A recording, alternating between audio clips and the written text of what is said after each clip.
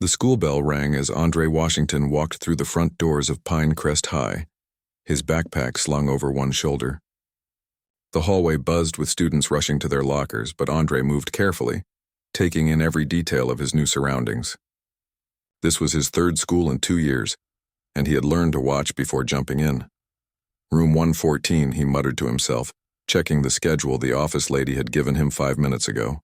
The paper was already creased from being folded and unfolded as he tried to make sense of the school map on the back. Andre was 15, tall for his age, with deep brown eyes that rarely gave away what he was thinking. Back in Chicago, his Uncle Ray had taught him that watching your face was just as important as watching your hands in the boxing ring. Your eyes tell stories you don't mean to share, Uncle Ray would say during their training sessions in the gym basement where the neighborhood kids learned to protect themselves. For 3 years, Andre had trained almost every day after school, not because he wanted to fight, but because Uncle Ray had seen something in him, a natural talent mixed with the kind of patience most teenagers didn't have. Andre never told his mom how good he'd gotten. She just thought he was staying out of trouble, which wasn't wrong. Now, in this new town where the houses had actual yards and the school hallways smelled like floor cleaner, instead of old lunches, Andre hoped he could just blend in and finish the school year quietly. You lost or something? Andre turned to see a boy with glasses and a friendly smile. Yeah, trying to find room 114. English with Ms. Porter. Down that hall, take a right. Can't miss it, the boy said, pointing. I'm Lee, by the way. Andre. New kid, huh? Where from? Chicago. Lee's eyebrows went up. For real? That's cool. Must be pretty different here. Andre just nodded. He didn't feel like explaining how his mom's new job had pulled them from the only place he'd ever known, or how he'd had to leave behind the boxing gym where he finally felt like he belonged somewhere. Well, catch you later, Lee said, disappearing into the crowd. Andre found room 114 just as the second bell rang. 25 pairs of eyes turned to stare at him as he stepped through the doorway. Ms. Porter, a woman with silver-streaked hair pulled back in a bun, smiled warmly. You must be our new student. Andre, right? He nodded, his face carefully blank despite the uncomfortable feeling of being the center of attention. Welcome to Pinecrest. Take any empty seat you can find. The only open spot was near the back, next to a window that looked out over the school's football field. As Andre made his way down the aisle, he noticed a group of boys watching him. 4 of them, sitting in a cluster near the middle of the classroom.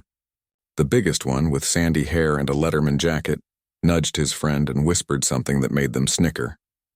Andre had seen that look before.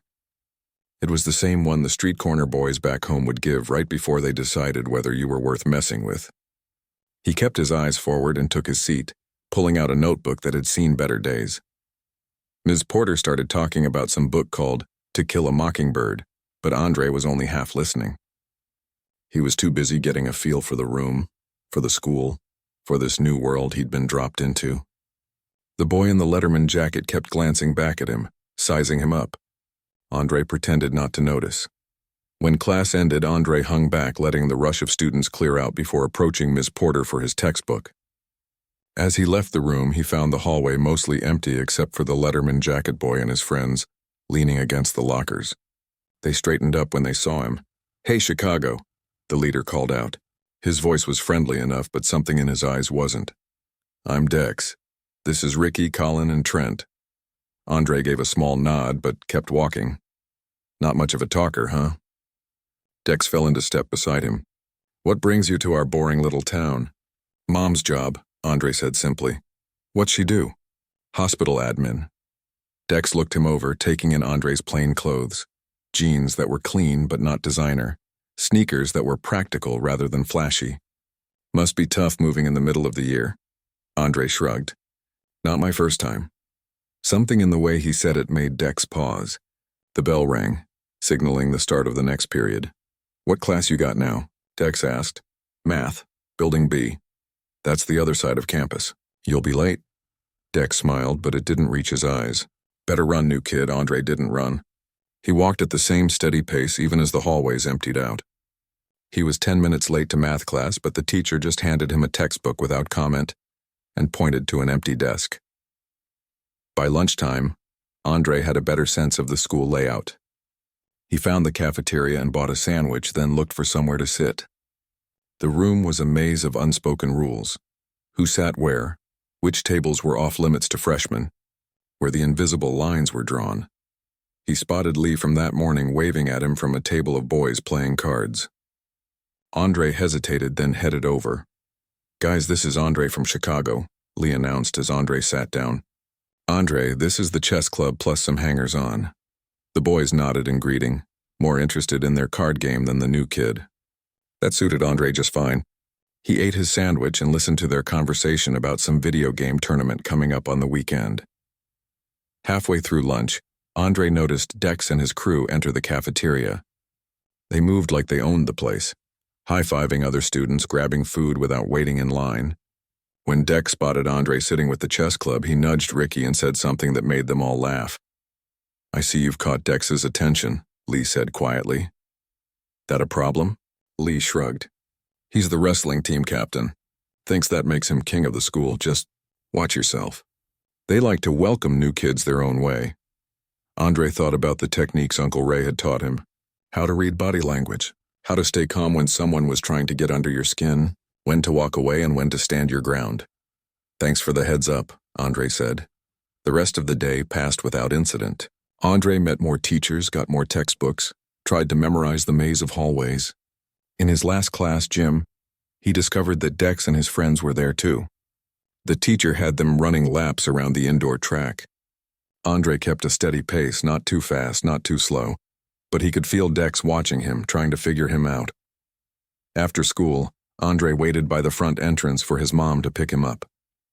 The parking lot was chaotic with buses, cars, and students streaming out in all directions. He spotted Dex and his crew hanging around the bike rack, occasionally shoving each other and laughing loudly. Andre's phone buzzed with a text from his mom. "Running 15 min late. Sorry." He sighed and leaned against the wall, pulling his hood up against the light drizzle that had started. From the corner of his eye, he saw Dex break away from his friends and head in his direction. "Waiting for Mommy?" Dex asked, his smile not matching the challenge in his voice. Andre met his gaze steadily. "Yep." Dex seemed thrown off by the simple answer. He'd clearly expected Andre to get defensive. "You play any sports, Chicago?" "Not for school." "What's that mean?" "You some kind of street fighter?" Dex laughed at his own joke. Andre thought about the countless hours in Uncle Ray's gym. The sweat, the discipline, the focus it took to become good enough that even the older boys respected him. The way his hands knew exactly where to be without him having to think about it. "Nah," Andre said. "Just not into team sports." Dex studied him for a moment longer, trying to get a read on this quiet new kid who didn't seem impressed or intimidated by him. Before he could say anything else, a car horn honked. Andre's mom had arrived. "See you tomorrow," Andre said, stepping around Dex and walking to his mom's car. As they drove away, his mom asked, "How was your first day?" Andre watched the school disappear in the side mirror. "Fine," he said. Just getting the lay of the land. What he didn't tell her was that he'd already spotted trouble coming. It was there in Dex's eyes, in the way he and his friends had watched Andre all day. They were trying to figure out if he was an easy target or someone to be left alone. Soon enough, they'd find out. Andre wasn't looking for fights at his new school, but Uncle Ray hadn't spent 3 years teaching him to box just so he could back down when pushed. For now, though, he'd keep his head down and hope Dex and his crew would find someone else to bother. As they pulled into the driveway of their small rental house, Andre decided he would call Uncle Ray tonight, not to complain, but just to hear a familiar voice. Maybe to ask, one more time, how to know when walking away stops being the smart choice and starts being the wrong one. By his second week at Pinecrest High, Andre had settled into a routine. Wake up early, catch the bus, keep his head down, eat lunch with Lee and the chess club guys, finish classes, and head home. He'd even started doing his boxing exercises again in the garage after dinner, using a punching bag his mom had surprised him with over the weekend. "I know how much you miss Uncle Ray's gym," she'd said, watching him unwrap it. "Thought this might help you feel more at home." Andre had hugged her tight, grateful that she understood what he needed even when he didn't say it out loud. Tuesday morning started like any other day. Andre stood at his locker switching out books for his morning classes when he felt someone watching him. He turned to find Dex and his crew walking toward him, that familiar predatory look in their eyes that said they'd made a decision about him. Hey, Chicago, Dex called out, louder than necessary. Those are some beat-up shoes, man. Your family can't afford new ones. Andre glanced down at his sneakers. They were worn but clean, the same ones he'd trained in back home. He looked back up at Dex without responding and continued organizing his books. What, you don't talk now? Ricky chimed in, leaning against the locker next to Andre's.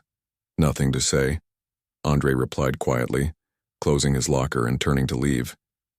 As he walked past, Colin stuck his foot out. Andre saw it coming but decided to let it happen, stumbling slightly before catching himself. Oops, Colin snickered. New kid needs to watch where he's going. Andre straightened up, adjusted his backpack, and kept walking. Behind him, he heard Trent say, "This is going to be too easy." In history class, someone had written Chicago boy on his desk in permanent marker. During lunch, Dex walked by and accidentally bumped Andre's tray, spilling milk across the table. After school, he found his bus pass missing from his backpack pocket. "Looks like you'll be walking home," Dex said, passing by with a smirk. Lee caught up with Andre as he started the 2-mile trek home. "They took your bus pass, didn't they?" Andre nodded. "I can loan you the fare," Lee offered, digging in his pocket. "It's cool. I don't mind walking." They walked in silence for a while before Lee spoke again. "You know, most kids try to fight back or at least tell a teacher." Andre thought about Uncle Ray's first lesson. Fighting is always the last option, never the first. "Your best weapon is right here," he'd said, tapping his temple. "Use it." Fighting back is what they want, Andre explained. Gets them attention, makes them feel important. Same with running to a teacher. "So what, you're just gonna let them mess with you?" Andre shrugged. For now. Lee looked skeptical but didn't argue. After they parted ways, Andre called his uncle from his cell phone. "They're testing you," Uncle Ray said after Andre explained the situation. "Seeing how far they can push before you break." "I know. Just remember what I taught you. Patience isn't weakness. It's strategy." "Yes, sir. And Andre, when the time comes, if it comes, don't lose control. You know what you're capable of." Andre did know. He'd seen other boys from the gym get into street fights, had watched them lose themselves in the moment and go too far. Uncle Ray had always been clear. What they learned was for protection, not for proving points. The next day, the harassment escalated. During gym class, Andre's clothes disappeared from his locker while he was in the shower. He had to wear his sweaty gym uniform for the rest of the day. In the cafeteria, someone tripped him as he carried his lunch tray, sending him crashing to the floor amid laughter from Dex's table. By Friday, word had spread that the new kid from Chicago was an easy target. Other students who normally wouldn't have bothered him now felt bold enough to join in, whispering as he walked by, moving away when he sat down in class, laughing at jokes he wasn't meant to hear. Only Lee and his friends seemed immune to it. "They'll get bored eventually," Lee assured him, but Andre wasn't so sure. He'd seen this pattern before. The targeting would continue until either he broke down and gave them the reaction they wanted, or someone else more interesting came along. The following Monday, Andre was at his locker when Dex appeared alone, which was unusual. "You know what I can't figure out?" Dex said, leaning against the lockers. "Why you just take it?" Most kids would have snapped by now. Andre met his eyes. "Maybe I'm not most kids." Something flashed across Dex's face, curiosity, maybe even a hint of respect. But it vanished quickly. "Or maybe you're just scared," Dex concluded, pushing off the lockers. "See you around, Chicago." Later that day, Andre was reading in the library during his free period when Colin and Trent cornered him in the back section. "Dex thinks you're hiding something," Colin said, picking up Andre's backpack and holding it out of reach. "What's your deal anyway? You dealing drugs back in Chicago or something?" Andre stood slowly. "Give me my bag, or what?" Trent challenged, stepping closer. "You gonna cry about it?" Andre remained perfectly still, but something in his stance must have changed because Colin suddenly looked uncertain. "Whatever," Colin said, tossing the backpack on the floor. "This isn't even fun anymore." They left, but Andre knew it wasn't over. He'd seen the confusion in their eyes when he didn't react the way they expected. That confusion would soon turn to determination. They'd push harder, trying to break through his calm exterior. Sure enough, the next day during lunch, Dex and his entire crew surrounded Andre's table. Lee and the chess club guys went quiet, watching nervously. "We're having a party Friday night," Dex announced, placing both hands on the table and leaning in. "You should come, Chicago." Andre knew an ambush when he saw one. Thanks, but I'm busy. Didn't even tell you when or where it is, Ricky pointed out with a laugh. Doesn't matter. Still busy? Dex's friendly mask slipped for a second. That's rude, man. I'm trying to be nice here. Include the new kid and all that? Appreciate it, Andre said evenly. But I'll pass. Dex straightened up, his expression hardening. Your loss. Guess you'd rather hang with these losers anyway. He gestured at Lee and the others. No one at the table spoke up to defend themselves. Andre noticed how they all looked down, avoiding eye contact with Dex. See you around, Chicago, Dex said, his voice carrying a clear threat as they walked away. You shouldn't have done that, one of the chess club boys whispered. Now they're really going to target you. Andre just nodded. He knew that had been the point all along. The fake invitation was just another way to set him up, to make him look like the bad guy when they eventually did whatever they were planning. That afternoon, Andre found his locker had been broken into. His books were gone and someone had poured what smelled like old milk inside. The smell followed him for the rest of the day, drawing snickers from other students. On his walk home, a car slowed beside him. It was Dex and the others. Need a ride, Chicago? Dex called out the window. I'm good, Andre replied, continuing to walk. The car kept pace with him for another block before speeding off. The boys inside laughing loudly. When Andre got home, he went straight to the garage and wrapped his hands carefully before approaching the punching bag. He started slow, with measured jabs and crosses, but soon found himself hitting harder, faster, letting out all the frustration he'd been holding in for 2 weeks. Whoa there, Tiger, his mom said from the doorway. What did that bag ever do to you? Andre stopped, breathing hard, sweat dripping down his face. Just getting a good workout.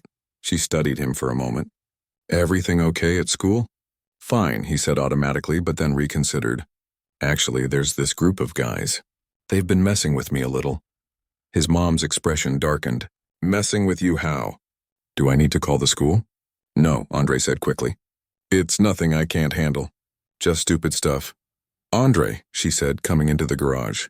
You know we didn't move here for you to get into the same troubles we left behind. I know, Mom, I'm not looking for fights. Promise.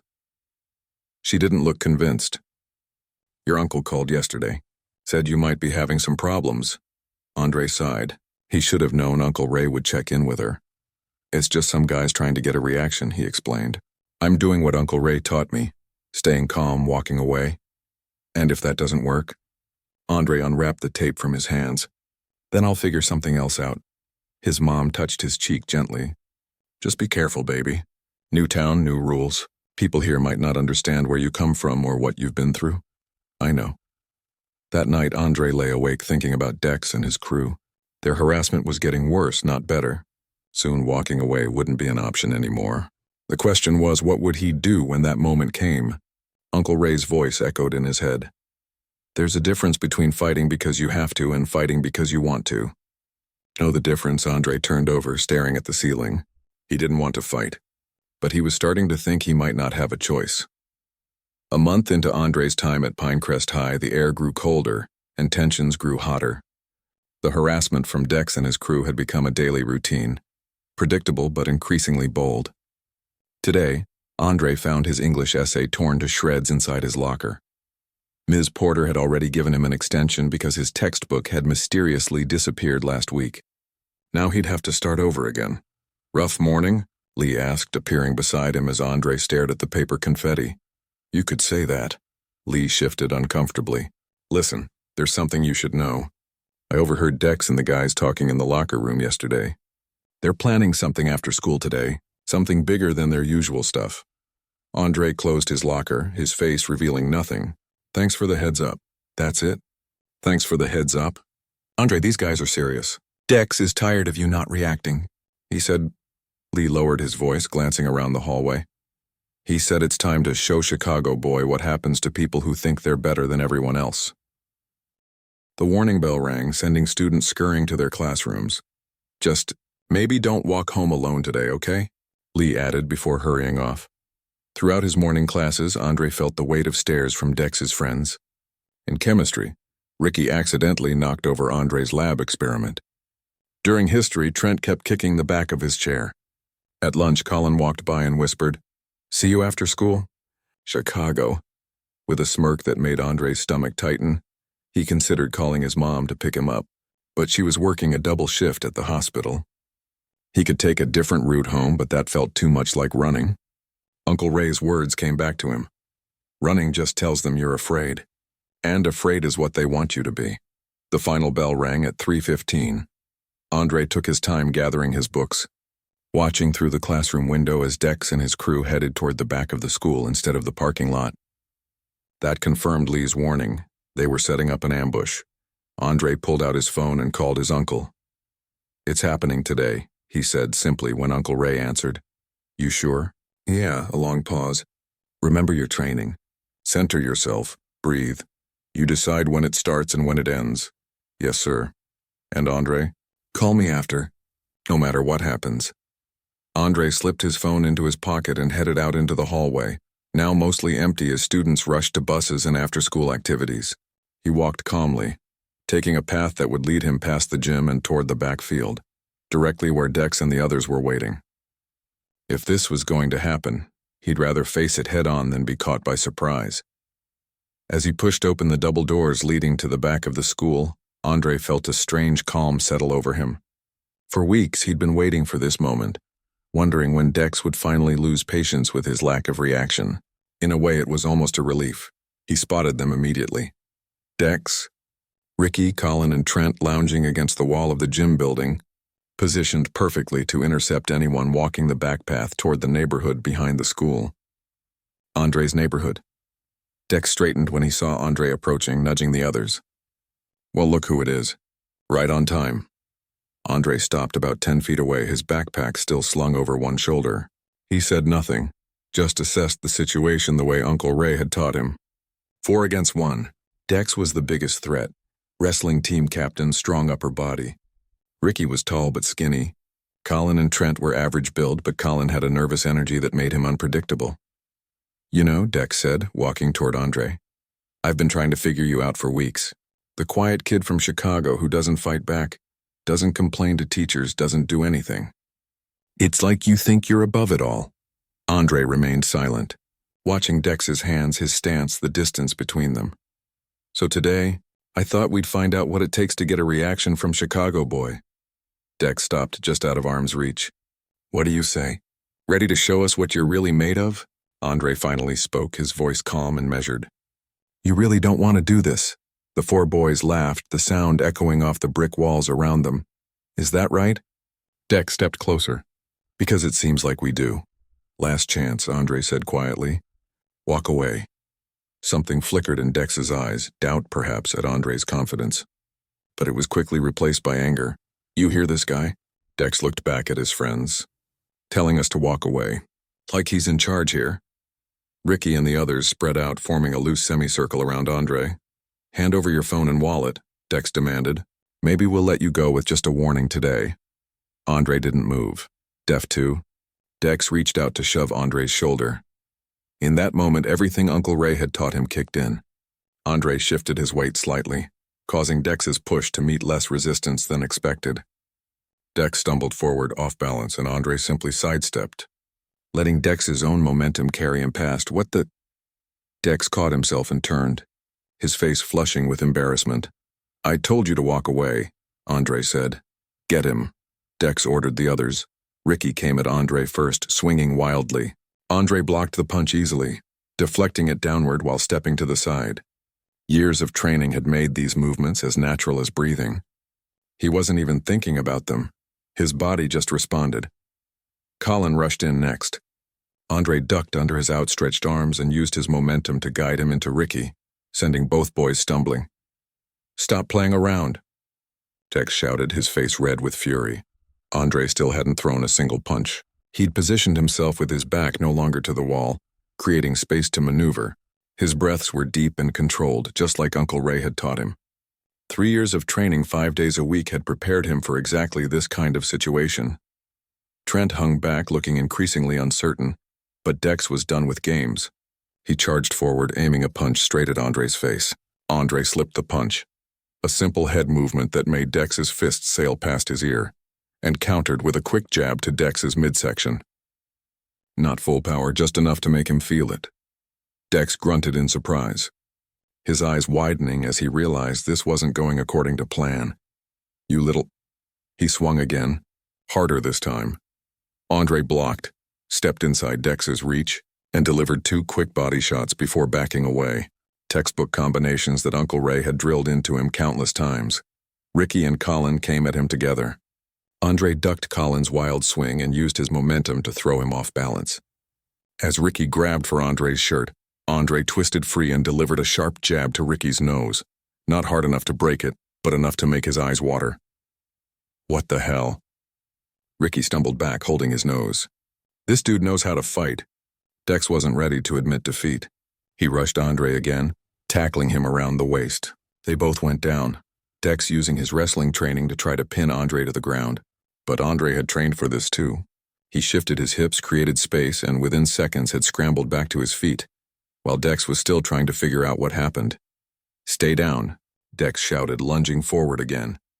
This time Andre stepped into the attack instead of away from it.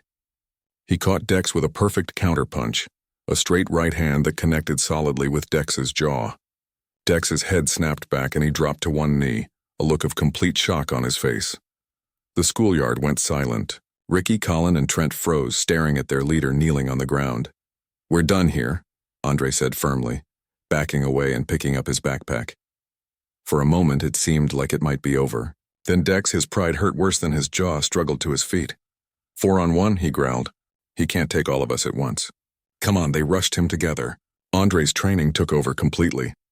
He slipped punches, blocked kicks, and countered with precise, controlled strikes. He wasn't trying to hurt them badly, just enough to make them stop.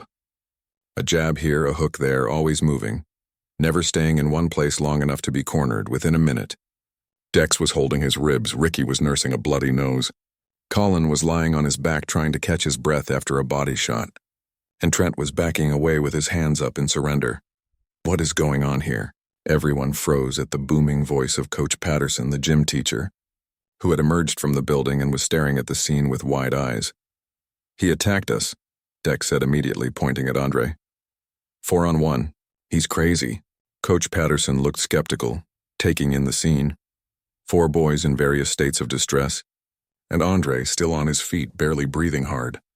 All of you. Principal's office, now.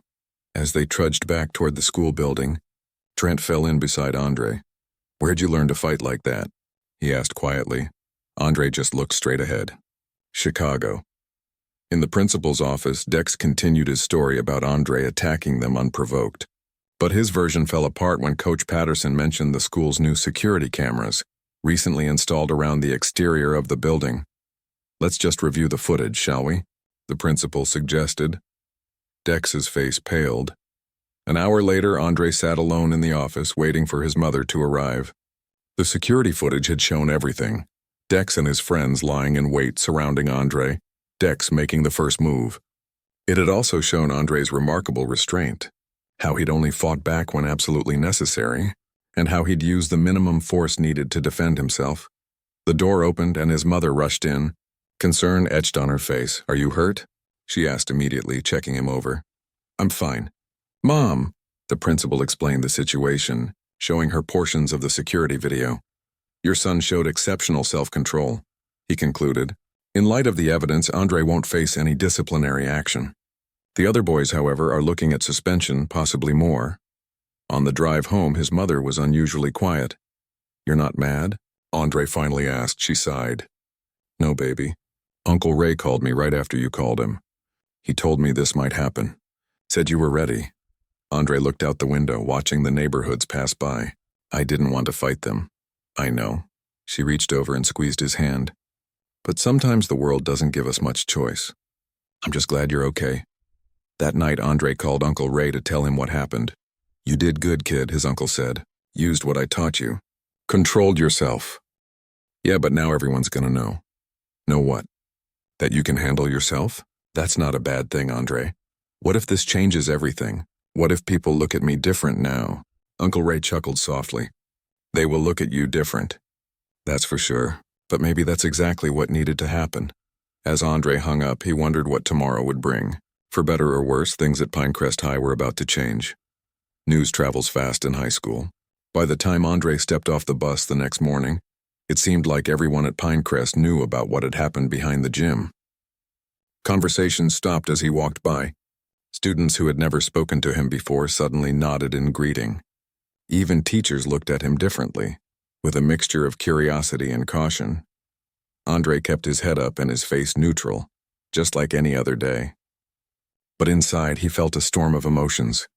Relief that the confrontation was finally over, worry about the consequences, and a gnawing concern about becoming exactly what he'd tried to avoid, the kid known for fighting. As he approached his locker, he saw Lee waiting for him, practically bouncing with excitement. "Dude!" Lee exclaimed when Andre reached him. "The whole school's talking about what happened. They're saying you took on Dex and his whole crew single-handed. Is it true?" Andre opened his locker, keeping his voice low. "It wasn't like that. I just defended myself. That's not what I heard. Trent's telling everyone you moved like some kind of ninja, said you barely got touched while they all got wrecked." Lee's eyes were wide with admiration. "Where'd you learn to fight like that?" "My uncle taught me. Back in Chicago." Andre changed the subject. "Did Dex and the others get suspended?" Lee nodded. 2 weeks for Dex, 1 week for the rest. Principal made an announcement this morning about zero tolerance for bullying without naming names. But everyone knows who he was talking about. Throughout the morning, Andre noticed the shift in how people treated him. The same students who had either ignored him or joined in the teasing now made efforts to catch his eye, to smile or nod as if they'd been friends all along. In class, no one sat next to him, not out of rejection, but out of a new kind of respect tinged with wariness. By lunchtime, the story had grown to mythic proportions. Andre overheard snippets as he walked through the cafeteria, knocked out all 4 of them with 1 punch each, was some kind of underground fighter in Chicago. Said he warned them to back off, but they wouldn't listen. He set his tray down at his usual table with Lee and the chess club, hoping for some normalcy. Instead, the table was unusually crowded. Students who had never sat with them before had squeezed in, all eager to be near the center of the latest school drama. "Is it true you broke Dex's jaw?" a sophomore girl asked as soon as Andre sat down. "No," Andre said firmly. "Nobody got seriously hurt. But you could have hurt them if you wanted to, right?" Someone else pressed. Andre put down his fork. "Look, I don't want to talk about it. It happened, it's over." Despite his attempts to downplay the incident, the questions kept coming. Andre ate quickly and excused himself, seeking quiet in the library. As he walked through the shelves of books, he heard footsteps behind him. Turning, he found himself face to face with a girl he recognized from his English class. She was tall, with curly hair pulled back in a ponytail, and she was looking at him with an expression he couldn't quite read. "You're Andre, right?" she asked, though it was obvious she knew exactly who he was.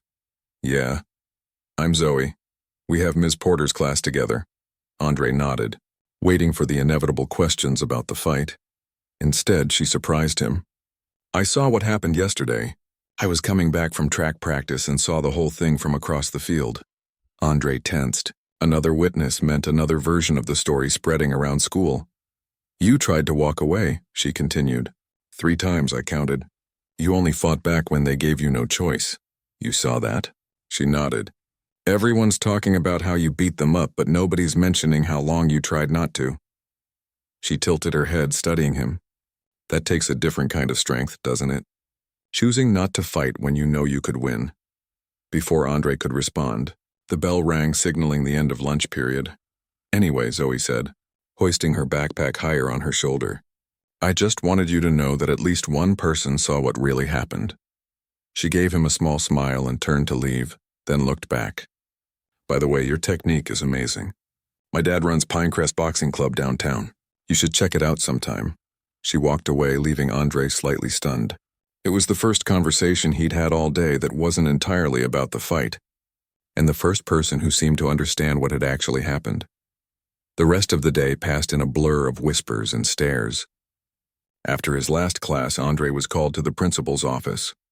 His stomach tightened, wondering if they'd reconsidered his punishment despite the video evidence. Instead, he found the principal, Mr. Harrington, waiting with a kind-looking woman he introduced as Ms. Rivera, the school counselor. "Andre, please have a seat," Mr. Harrington said. "You're not in any trouble. We just wanted to check in with you after yesterday's incident. Andre sat, his guard still up. I'm fine, sir. I've reviewed the security footage several times, Mr. Harrington continued. Your restraint was remarkable. Most students in your position would have either run away or escalated the situation much sooner. I didn't want to fight, Andre said simply. Ms. Rivera leaned forward. Andre, we'd like to understand a bit more about your background. Your transcripts show you've moved schools twice in the past 2 years. And now this incident. We want to make sure you have the support you need. Andre measured his words carefully. My mom got a better job here. Before that, we lived with my uncle in Chicago. He taught me boxing, not to hurt people, for discipline, for fitness. And the self-defense skills certainly came in handy, Mr. Harrington noted. I guess. Well, the principal continued, Dex and the others will be returning to school after their suspension. We'll be watching the situation closely, but I want you to know you can come to us if there are any further problems. Thank you, sir. As Andre stood to leave, Ms. Rivera added, One more thing, Andre. Coach Patterson mentioned that you showed excellent technique yesterday. He runs the wrestling team and suggested you might be interested in joining. Andre shook his head. Not really my thing, but thanks. Walking home that afternoon, Andre felt the weight of his new reputation settling on his shoulders. He'd spent years learning how to fight so he would never have to. And now he was known throughout school as the kid who had taken down the wrestling team captain and his friends. The irony wasn't lost on him. His phone buzzed with a text from his mom. Meeting with Dr. Wilson running late. There's leftover chicken in the fridge. Love you. Andre typed back a quick reply and continued walking, lost in thought. He was so distracted that he didn't notice the car slowing beside him until he heard someone call his name. Looking up, he was surprised to see Trent behind the wheel, alone. Hey, Trent said, sounding uncomfortable. Can I talk to you for a minute? Andre stopped, wary but curious. What about? Just get in, okay? I'm not looking for round 2, I promise. After a moment's hesitation, Andre opened the passenger door and slid in. Trent looked different without Dex around. Less arrogant, more like a regular kid. I wanted to say. Trent stared at the steering wheel, clearly struggling with the words. What we did wasn't cool, any of it. The bullying, the ambush, all of it. Andre said nothing, waiting. Dex is pretty messed up about it. Not just the suspension. His dad's making him quit the wrestling team. But mostly because you made him look weak. Trent glanced at Andre. He's been top dog around here since freshman year. Nobody ever stood up to him before. There's a first time for everything, Andre said. Yeah. Trent laughed humorlessly. Listen, the real reason I wanted to talk to you, where'd you learn to fight like that? For real? Andre considered the question. My uncle's gym in Chicago. 3 years, 5 days a week. Would you be willing to show me some moves sometime? The request caught Andre completely off guard. What? Not to use on people or anything, Trent clarified quickly. Just, to learn. That self-control thing you have going on, it was impressive. Andre studied Trent, looking for signs of a trick or setup. All he saw was genuine interest and maybe a little embarrassment. I'll think about it, he finally said. Trent nodded, accepting the non-answer. Cool. You want to ride home? Sure. They drove in silence for a few blocks before Trent spoke again. Just so you know, a bunch of guys are talking about wanting to learn what you know. After seeing what happened to Dex, it changed things, Andre looked out the window, thinking about Uncle Ray and all the neighborhood kids who came to his basement gym looking for different things. Some wanting to learn how to hurt others. Some wanting to learn how not to be hurt themselves. Uncle Ray had always been able to tell the difference. My uncle used to say that learning to fight is easy, Andre said quietly. Learning when not to fight, that's the hard part. Trent nodded slowly. Yeah, I think I get that now. When they reached Andre's house, Trent put the car in park. So you'll think about it. Teaching some of us. Andre opened the door. I'll think about it. As he walked up to his front porch, Andre realized that for the first time since arriving at Pinecrest, he felt something close to belonging. Not because he'd won a fight, but because he'd stayed true to what Uncle Ray had taught him about restraint and necessity. His phone buzzed again. This time it was a text from Lee. Dude, everyone's talking about you starting a boxing club at school. Is it true? Andre shook his head, smiling slightly at how quickly rumors spread. He hadn't agreed to anything yet. But as he unlocked his front door, He found himself wondering what Uncle Ray would think about him teaching others what he'd learned. Maybe this was exactly where he was supposed to be all along. 2 weeks passed in a blur of rumors, whispers, and unexpected attention. Andre had gone from being the invisible new kid to someone everyone seemed to know, or thought they knew. The story of what happened behind the gym had taken on a life of its own, growing more exaggerated with each retelling. Andre tried to maintain his routine and keep a low profile, but things had undeniably changed. People moved differently around him in the hallways, making space where before they might have bumped him aside. Even teachers seemed to view him with a new awareness, as if seeing him clearly for the first time. "You're famous now," Lee joked as they walked to lunch. "How does it feel?" "Weird," Andre admitted. "I didn't come here looking to stand out. Too late for that. Oh, and by the way, at least 15 people have asked me if you're really starting a boxing club." Andre sighed. "I never said I was. But you're thinking about it, right? Trent's been telling everyone you agreed to teach him some moves." "I said I'd think about it," Andre clarified. "That's all." As they entered the cafeteria, Andre noticed Zoe sitting with the track team. She caught his eye and gave him a small smile before returning to her conversation. They'd spoken a few times since their meeting in the library, brief exchanges in English class or passing in the hallway. Each time she'd mentioned her dad's boxing club downtown, casually suggesting he check it out. After school, Andre found a note tucked in his locker, a flyer for Pinecrest Boxing Club with an address and phone number. At the bottom, someone had written, "Open workout tonight at 6, no pressure. Zoe." Andre stood looking at the flyer for a long moment. Part of him wanted to go, to feel the familiar rhythm of a boxing gym again, to be around people who understood the discipline it required. But another part was hesitant. Getting involved meant putting down roots, and he wasn't sure yet if Pinecrest was where he wanted to do that. When he got home, his mom was in the kitchen preparing dinner. "How was school?" she asked, slicing vegetables. "Fine." Andre dropped his backpack and sat at the counter watching her work. "Mom, what would you think about me joining a boxing gym here?" She paused, knife hovering over a bell pepper. "You miss it, don't you? Training with your uncle?" "Yeah, there's a place downtown. A girl from school told me about it." His mom resumed chopping. "A girl, huh? It's not like that," Andre said quickly. "She just saw what happened with Dex and recognized my technique. Her dad runs the gym.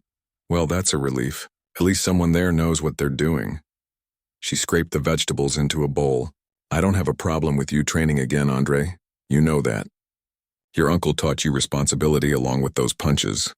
Andre nodded, thinking about the discipline Uncle Ray had instilled in him and all the other kids at the gym. "There's something else," he added hesitantly. "Some kids at school are asking me to teach them. Trent, one of the guys who was with Dex, he came to me and asked." His mom turned to face him fully. "The same boy who helped bully you?" "Yeah." "And you're considering it?" Andre shrugged. "I don't know. Maybe it would be good for them. Uncle Ray always said boxing isn't about hurting people. It's about discipline, control."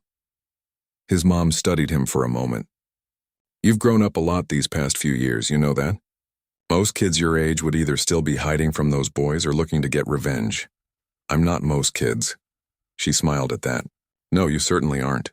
She wiped her hands on a towel. "If you want to check out this gym tonight, I can drive you after dinner." Later that evening, Andre stood outside the Pinecrest Boxing Club, taking in the converted warehouse with its faded sign and the sounds of workout music pulsing from inside. It reminded him of Uncle Ray's place, not fancy, but authentic. He pushed open the door and was greeted by the familiar smells of sweat and leather, the rhythmic sound of heavy bags being hit, the occasional shout of encouragement. It felt like coming home. "You made it!" Andre turned to see Zoe approaching, her hair pulled back in a tight bun, hands wrapped for training. "Just checking it out," he said, trying to sound casual. "Well, perfect timing. Dad's about to start the group session." She nodded toward a tall man with salt and pepper hair who was helping a younger kid with his gloves. "Come on, I'll introduce you." Zoe's father, Coach Wilson, had the weathered look of someone who'd spent decades in the ring. His handshake was firm, his eyes sharp as they assessed Andre. "Zoe tells me you've got some training," he said. "My uncle's gym in Chicago." 3 years, Coach Wilson nodded. "Show me your stance." Andre moved automatically into position, muscle memory taking over. The coach circled him, making small adjustments to his elbow position. nodding with approval. Good foundation. Your uncle teach you the importance of footwork? Yes, sir. First thing, every session. Smart man. Coach Wilson glanced at his daughter. Zoe says you handled yourself well in a situation at school. 4-on-1? Andre shifted uncomfortably. I didn't go looking for trouble. Didn't say you did. Sometimes trouble finds you anyway. Coach Wilson clapped him on the shoulder. Come on, join the group. Let's see what you can do. The session was challenging but familiar. Coach Wilson ran a tight ship just like Uncle Ray. No showing off, no unnecessary roughness, just focused training. Andre fell into the rhythm easily, earning approving nods from the coach and curious looks from the other students. Afterward, as he was unwrapping his hands, Coach Wilson approached him again. You've got solid technique. Your uncle trained you well. Thank you, sir. We have sessions 3 times a week. You're welcome to join us whenever you can make it. Andre nodded. I appreciate that. One more thing, Coach Wilson added. Zoe mentioned some kids at school want you to teach them. I haven't decided about that yet. Coach Wilson considered him for a moment.